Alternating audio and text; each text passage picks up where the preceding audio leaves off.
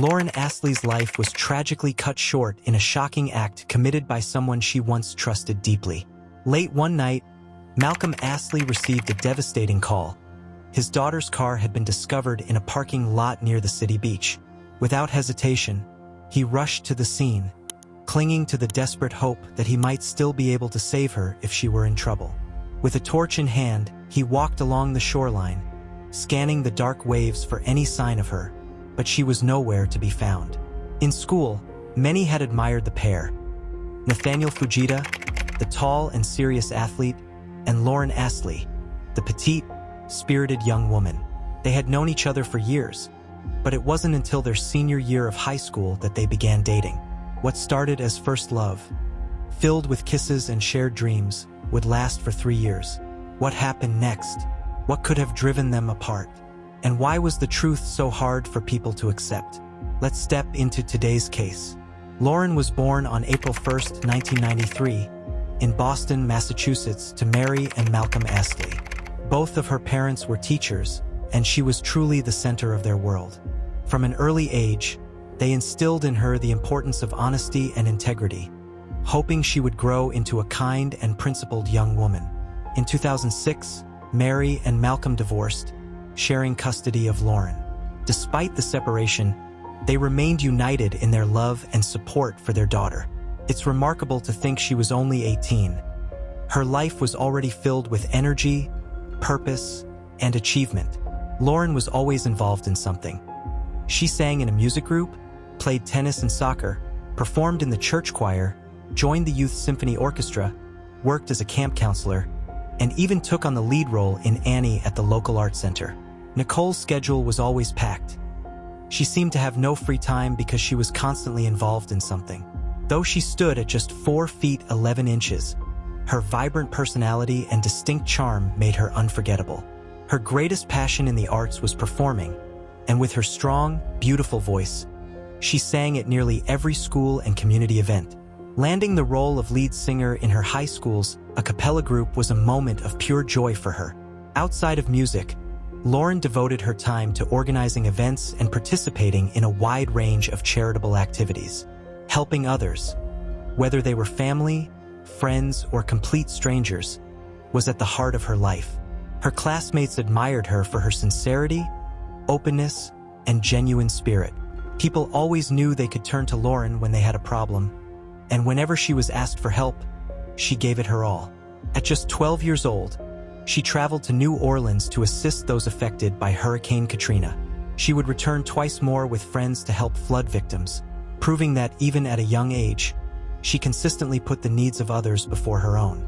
These selfless acts spoke volumes about her character and determination.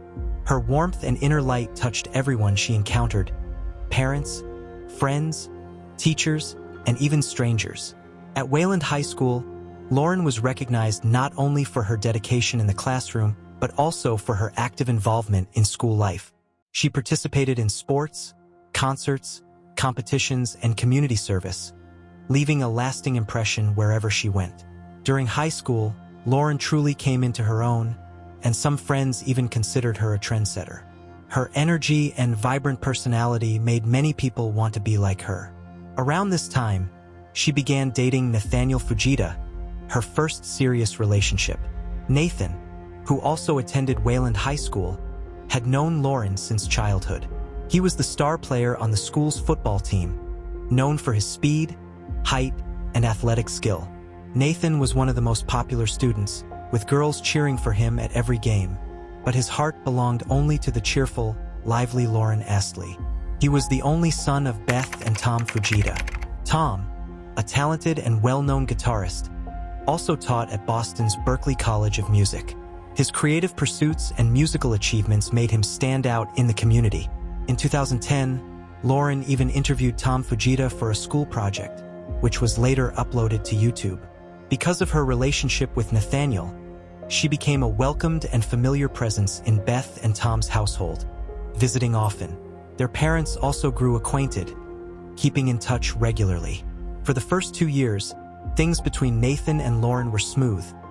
They spent time together playing sports, hanging out, and enjoying the carefree days of youth. Many people thought they were a perfect match, But over time, cracks began to show. Disagreements started creeping in, and their once steady relationship became a turbulent ride. They fell into a pattern of arguing, breaking up, and reconciling, only to repeat the cycle again. One day, they could be deeply in love, and the next, irritated by everything the other did. Relationships like this aren't uncommon, even among adults. Nathaniel often drew a lot of attention from other girls, yet he was still possessive and jealous of Lauren. At times, he felt she gave more of herself to others than to him.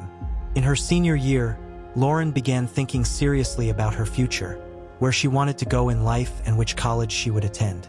It was during this period that she realized Nathan no longer fit into the life she envisioned. She had grown tired of the constant emotional strain their relationship caused and began considering ending it for good. Senior year is often a turning point, a final step toward adulthood. At 18, the world feels wide open, filled with opportunities to achieve great things, build a career, meet new people, and embrace exciting experiences. For Lauren, the next big step was getting into college, and she was eager to take it. Lauren applied to Elon University in North Carolina, while Nathaniel chose Trinity College in Connecticut, where he had been invited to play football, a dream he'd carried since childhood. Lauren's friends were aware of the troubles in her relationship and wanted to help. Together, they created a list of reasons she should end things with Nathan. His quick temper, extreme jealousy, aggressive behavior, and, at times, disrespect toward his own mother. After reflecting on it all, Lauren decided to end their high school romance. On her birthday in April 2011, she broke up with Nathan, a day she considered one of the best in her life. The timing made sense. With both of them heading to different colleges in the fall, it was the natural point to move on and live separate lives. But for Nathaniel, the breakup felt entirely different. He saw it not as a fresh start, but as a devastating loss. The college offer Nathaniel had once dreamed of no longer mattered to him. All he could focus on was his relationship with Lauren Astley. Once an energetic and motivated young man, constantly training and staying active, he gradually withdrew into himself, spending most of his days on the couch, looking distant and depressed. He stopped socializing, avoided his friends entirely, and abandoned his usual routines. During this time, he began drinking heavily and smoking marijuana daily. Even though Lauren had ended their relationship months earlier, she still worried about him. She didn't want to see someone she had once been so close to in pain. On several occasions, she asked her friends whether she should reach out and try to help him. Every time, they advised her against it, warning her not to give him any reason to believe their relationship might be rekindled. In the summer of 2011, after graduating high school, Lauren was eager to enjoy her final months at home surrounded by family and friends. To celebrate the start of this new chapter, her friends organized a big party. Under a large tent, about 150 students and recent graduates, Lauren's ex-boyfriend Nathan among them, danced, laughed, and enjoyed the night. While Lauren was chatting with her friends, Nathan, already heavily intoxicated, approached her in an attempt to reconcile. Lauren, however, told him firmly to leave her alone. In her mind, everything had already been discussed, and there was no reason to go over the breakup again. They had talked it through many times, and she was ready to move forward. Besides, she knew that in his drunken state, Nathan wouldn't respond meaningfully to anything she said. But Nathan couldn't bear the thought of her being with someone else. Refusing to accept her rejection, he continued to pester and pressure her.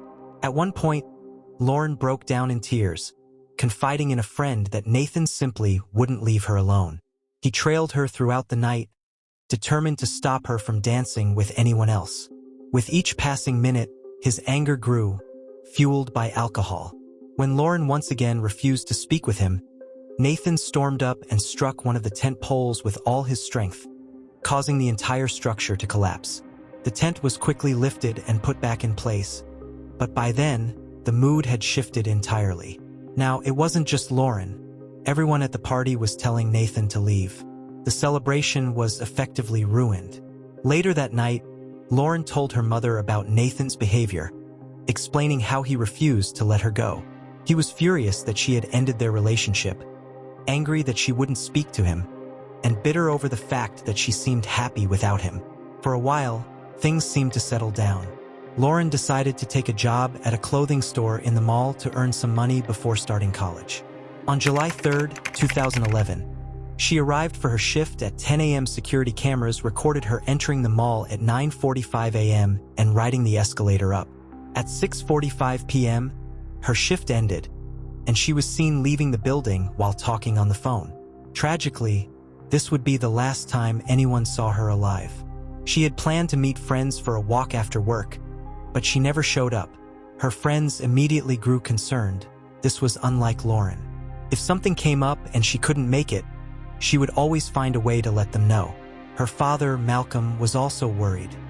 He knew she had planned to go home after work, change clothes, and then meet her friends. But she never made it home, breaking from what should have been her normal routine. Her father sensed immediately that something was wrong and didn't waste any time. He called the police right away to report her missing. News of Lauren Astley's disappearance spread quickly throughout the town, leaving friends and acquaintances deeply concerned. No one had seen her since she left the mall. In Lauren's case, authorities began searching immediately. Typically, police wait a certain amount of time before launching a missing person investigation, but here, everything moved quickly. Friends and family didn't just wait for her to return. They actively sought help. As soon as Malcolm contacted the authorities, the search began. That same night, police discovered Lauren's red Jeep parked at Waylandtown Beach with its windows down. It was a crucial discovery. Inside were her bag and laptop, but Lauren herself was nowhere to be found. There were no clues about where Lauren went after leaving her car at the city beach with its windows rolled down. The moment Malcolm heard about the discovery, he rushed there, running straight from the vehicle to the water as if he still had a chance to save her. With a torch in hand, he searched the shoreline, but she was nowhere to be found. Lauren's friends, terrified after hearing about the red Jeep, spent the night at the beach, hoping she would appear. They sat by the shore, doing nothing but waiting and wondering where she could have gone. At that moment, none of them even considered the possibility that she had been harmed. Police began questioning Lauren's close friends and family, trying to determine whether anyone might want to hurt her or take her against her will. Initially, no one could think of a single person. However, when officers pressed further, they learned she had recently broken up with her boyfriend. Despite this, all of Lauren's friends insisted Nathan couldn't hurt her. He could be moody and upset about the breakup, but they didn't see him as dangerous.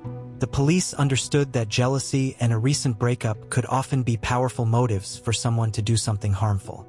They already knew about Nathaniel Fujita, and that same evening, as part of their inquiries, they went to his home. There, Nathan and his mother, Beth, spoke with the officers. He claimed he had been home the entire time, which gave him an alibi, though not a particularly strong one. Nathan told them that he had, in fact, seen Lauren that day. According to him, she stopped by for about 5 minutes but never got out of her car. They had a brief, awkward conversation, after which she left, and he said he hadn't seen her since. On the surface, his story seemed plausible. The officers were aware, however, that the breakup had deeply affected him. He had withdrawn, grown depressed, and stopped going out altogether. Beth, deeply concerned for her son, took Nathan to see a therapist, but it brought no real improvement. Desperate to help him cope with the breakup, she even went to the mall where Lauren worked, without telling Nathan, hoping to find some way to reach out. She also asked her ex-boyfriend to speak with Nathan, thinking it might help him process his emotions and begin to heal. The following morning, just before sunrise, a cyclist riding along a road near the highway made a grim discovery. Passing a marshy area, she noticed something floating in the dark water. Curious and alarmed, she stopped and moved closer, only to realize it was the body of a young woman. It was Lauren Astley, found just 5 miles from town. The night before, her friends had gathered on the beach near her abandoned red Jeep, still trying to piece together where she could have gone. They had no answers, only fear. The students could do nothing but sit there, unsure of what to do, what to think, or even how to feel. It was almost impossible to believe that the same girl they had laughed and shared moments with just the day before could now be gone. Her body was found about 30 feet from the road, floating in the water. Once it was brought to shore, the cause of death became immediately apparent. When a state police detective pulled back her shirt collar, he discovered a deep, fatal wound to her neck. 18-year-old Lauren Astley had suffered a severe throat slash, and an elastic cord was tangled in her hair. Her body was quickly sent to the medical examiner's office. All the while, Malcolm Astley clung to a desperate hope that it wouldn't be his daughter. But that hope vanished when he had to perform the heartbreaking task of identifying the body of his only child, something no parent should ever endure. Lauren had just turned 18. She was vibrant, musically gifted, and standing at the threshold of a promising future. Malcolm had to present proper identification, and the moment he saw her, he knew it was Lauren. The pain was unbearable, yet he still had to break the news to Lauren's mother, his ex-wife. The devastating news quickly spread throughout the town. Friends who once saw Lauren and Nathan as a happy couple spoke with disbelief, insisting that Nathan could never have done something like this to the woman he loved. Many found it hard to believe the situation was real, but the police suspected otherwise. After speaking with Nathan's family, they learned how deeply the breakup had affected him. He was no longer the cheerful football player admired by so many. Heartbroken, Nathan had grown bitter and withdrawn. The sport he once dreamed of playing since childhood, American football, no longer held his interest. Beth told police that she had approached Lauren in hopes of speaking to her son and cheering him up by being a friend. It's possible Beth didn't know the full details of her son's relationship with his girlfriend, which might explain her actions. She likely had no idea how that encounter would end. Lauren, however, had been uneasy about her ex-boyfriend for some time, having noticed changes in his behavior. Out of kindness, she decided to meet with Nathan to see if she could help him move past his sadness. She had no intention of rekindling their relationship, but felt a sense of obligation to be there for him during a difficult time. Security cameras at the mall captured Lauren speaking on her phone as she left work. Her phone records confirmed she was talking to Nathan. She planned to stop by his place for just 5 minutes before going home to change clothes and then meet her friends. She hadn't told anyone about her plans that day. Nathan's parents weren't home, and when she arrived at his house, she sent him a single-word text. "Here." That was her way of letting him know she was nearby. It ended up being the last message Lauren ever sent, delivered on July 3rd at 7:05 p.m. The last place she was seen alive was Nathan's house, which gave police their first clear lead. On July 4th, officers returned to speak with Nathan, but he was gone, and his parents claimed they had no idea where he was. Still, the investigation pressed forward. Authorities needed concrete evidence to support their suspicion that Nathan was involved in Lauren's disappearance. They quickly secured a warrant to search his home, starting in the garage. What they found immediately suggested something horrific had occurred. Alongside the cord that had been around Lauren's neck, officers discovered multiple traces of blood. On the garage floor, on the doorknob, in the kitchen sink, and in the bathroom sink. It appeared that someone had attempted to clean the surfaces. In the basement, investigators discovered a black sports bag containing a pair of trainers completely caked in mud. In the attic, accessible by a ladder from Nathan's bedroom, they found another pair of shoes, along with blood-stained boots and clothing. At first glance, the mud on the trainers seemed identical to the kind found near the swamp where Lauren's body was discovered. This required immediate lab analysis. The results left no doubt. Nathan's clothes and boots carried Lauren's blood, and the mud was indeed from that same marshy area. Following these findings, Nathan Fujita was officially placed on the wanted list. He was located at his cousin's home in a nearby town just a few hours later. Shortly after midnight on July 4, 2011, the 18-year-old football player was taken into custody and charged with the murder of his ex-girlfriend. When police arrested Nathan Fujita at his aunt's house without warning, he remained silent and unresponsive during questioning. This detached demeanor continued for several months, right up until the start of his trial. Whether it was out of fear of saying too much or simply an inability to explain his actions, Nathan offered no insight. On August 23, 2011, Nathan appeared in court for a preliminary hearing. When asked for his plea, he spoke so softly it was barely audible, stating he was not guilty. The prosecutor quickly suspected that his defense team was preparing an insanity-based strategy.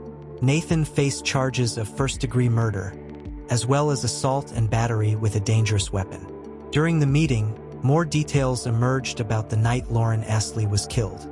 It was revealed that she had additional injuries inflicted before her death. The night before the crime, Nathan had called his cousin and invited her to hang out. When she declined, saying she had other plans, Nathan became angry and hung up. The next day, after learning of Lauren's death, the cousin called Nathan to see if he was aware of what had happened to his ex-girlfriend. His response was chilling. He said the murder weapon would never be found. Nathan also told his cousin that he had driven Lauren's red Jeep to the city beach parking lot, explaining that he needed a break and wanted to spend time with her. By the end of the meeting, the prosecutor requested that Nathan be held without bail, and the court agreed. About a month before the trial, another hearing on pretrial motions took place, revealing disturbing and significant new information about the suspect. In 2009, Lauren and Nathan were in one of their on-again, off-again phases. Lauren continued living her life and, one night, attended a dance with friends. Among the attendees was a young man who had previously shown interest in her.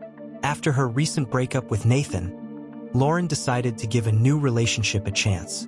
The two danced together and even shared a kiss. Suddenly, Nathan appeared, forcefully shoving the young man and threatening to slit his throat if he ever approached Lauren again. Over time, the incident at the dance faded into the background. Lauren's friends and family never noticed any clear signs of abuse in the relationship. However, they knew Nathan could be possessive and jealous, with his temper worsening when he drank. This confrontation, which occurred 2 years before the crime, revealed the extent of Nathan's anger and jealousy toward anyone who came near Lauren. When investigators found the wounds on Lauren's body, her boyfriend's earlier comments took on a darker meaning, hinting subtly that Nathan might have been the killer. It also became clear during the hearing that Nathan planned to rely on a silence defense. While this wouldn't clear him of the charges, it could significantly reduce his punishment. By the time Nathan's trial began on February 13, 2013, 18 months had passed since Lauren Astley's death. From the outset, the defense claimed Nathan was legally insane, holding to this narrative throughout the 3-week trial. Early in his statement, Nathan's lawyer openly admitted that Nathan had killed Lauren, but argued that the real questions were how and why. The defense insisted Nathan hadn't stalked Lauren after her high school graduation. He hadn't driven by her home, called her, or sent her texts. According to them, he had withdrawn completely, avoiding people and places altogether. Friends of the girls who were present confirmed that Nathan had withdrawn from everyone, stopped attending training sessions, and avoided conversations. His friends and former teachers grew concerned because his behavior had drastically changed within just 2 months. Ultimately, the lawyer stated that Nathan was suffering from a severe mental illness, indicating that something was seriously wrong with him. Beth, his mother, convinced him to visit a psychiatrist who diagnosed him with severe clinical depression. This wasn't just heartbreak over a breakup, it was a genuine mental disorder. According to the defense, the psychiatrist recommended medication and therapy, but Nathan refused both. He may have been struggling with mental health issues brought on by his breakup with Lauren Astley and the repeated head injuries he sustained while playing high school football. The end of their relationship could have triggered an episode. Lauren feared she might somehow be responsible for her ex-boyfriend's dangerous condition and worried he might seriously harm himself. Out of concern for Nathan, Lauren went to the Fujita home on the evening of July 3, 2011. During that time, Nathan experienced a brief manic episode, leaving him unable to fully understand or control his actions. They went into the garage to talk, but then Nathan suddenly grabbed an elastic cord, wrapped it around Lauren's neck, and began choking her. He had no real awareness of what he was doing. His body was acting, but his mind was disconnected from reality. He felt no emotion toward the act itself. Nathan was still in a disturbed state of mind when he repeatedly slashed Lauren's throat. According to the defense team, his actions were the result of insanity, and their entire case rested on that claim. When it was the prosecution's turn, they argued the exact opposite, that Nathan Fujita had intentionally murdered his ex-girlfriend, Lauren Astley, because he couldn't cope with the breakup. The prosecution maintained that this wasn't a crime of sudden rage, but a calculated act of revenge. On the day of the murder, Nathan attempted to reach Lauren at her workplace, calling her multiple times. In fact, he had already called her cell phone 3 times before that. One of those calls was recorded as she was leaving the shopping center after work. The prosecutor claimed that Nathan coerced Lauren into coming to his house, fully aware that his parents would not be home. He then took her into his garage, where the assault occurred. The autopsy revealed that Lauren had sustained more injuries than just strangulation and a cut to her throat. There were also clear defensive wounds, indicating she had fought back. After killing her, Nathan removed his blood-stained boots, switched to tennis shoes, and walked over 4 miles to the town beach parking lot, where he abandoned his red Jeep. Investigators later found the car keys after he had thrown them into a storm drain. Nathan then returned home on foot, placed Lauren in his vehicle, and drove to a wetland. There, he waded 33 feet through thick muck, seemingly believing she would sink to the bottom, but he was wrong. Nathan showed no remorse for his actions. That night, he was spotted returning home completely naked, driving with the windows down and music blasting. Afterward, the young man tidied up the crime scene and concealed the evidence. He hid his wet, blood-stained shoes and clothing, cleaned the blood from the garage, and quietly waited for his parents to return. Prosecutors argued that this was not a sudden bout of insanity, as the defense claimed, but rather a deliberate and premeditated attack. A forensic doctor, called as a defense witness, testified that based on professional research, Nathan was incapable of understanding that his actions were wrong. According to the doctor, this inability was due to severe depression, repeated head injuries from football, and daily drug and alcohol use. Since there had been no history of abuse between Lauren and Nathan, and the young man had never reported anything to the police, the defense emphasized that this was a one-time lapse and that Nathan could not have committed the crime while mentally sound. These arguments directly opposed the prosecution's narrative. A forensic doctor was also called in to evaluate the defendant's mental state. This doctor testified that Nathan was fully sane when he killed Lauren. The amount of planning and effort he put into the crime showed that his actions were deliberate and that he understood the consequences.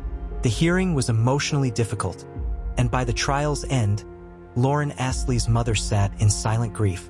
The state medical examiner told the court that Lauren likely remained alive for several minutes, bleeding out after Nathan Fujita strangled her with a cord and then slit her throat. At 20 years old, Nathan hunched forward and wept, appearing to only then grasp the severity of what he had done once he realized he would face punishment for taking a life. Nathan's parents were devastated and deeply shaken that their son was capable of committing such an act.